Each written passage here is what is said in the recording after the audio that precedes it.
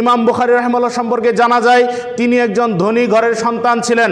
তিনি অনেক সুখে সমৃদ্ধিতে জীবনযাপন করেছিলেন, কিন্তু তিনি যখন বিদেশে সফর করেছেন তখন তিনি যে কি ভয়াবহ পরিস্থিতির সম্মুখীন হয়েছেন তা তার সহপাঠী ওমর বিন হাফসের একটা ঘটনা থেকে জানা যায়। ওমর বিন হাফস বলেন, বসরা শহরে আমরা মুহাম্মদ ইবনে ইসমাইল বুখারীর সঙ্গে হাদিস লিখতাম। কিছুদিন পর আমরা এটা উপলব্ধি করতে পারলাম যে ইমাম বুখারী হাদিস লেখার জন্য তিনি আর দার্সে অংশগ্রহণ করছেন না, শিক্ষকের নিকট আসতেছেন না। পরে আমরা ইমাম বুখারী রাহিমাহুল্লাহর খোঁজ নেওয়ার জন্য বেরিয়ে পড়লাম। আমরা খোঁজ নিতে গিয়ে দেখতে পেলাম যে ইমাম বুখারী একটা অন্ধকার ঘরে শুয়ে আছেন। তার গায়ে এমন কোনো কাপড় নাই যে কাপড় পরে তিনি জনগণের সামনে আসবেন।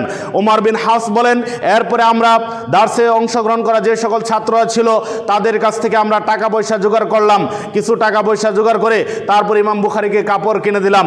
তারপর ইমাম বুখারী রাহিমাহুল্লাহ দার্সে অংশগ্রহণ করতে শুরু করলেন। কত কষ্ট করেছেন মুহাদ্দিসিনে কেরামগণ, হাদিস অন্বেষণের জন্য কি পরিমাণ কষ্ট করেছেন।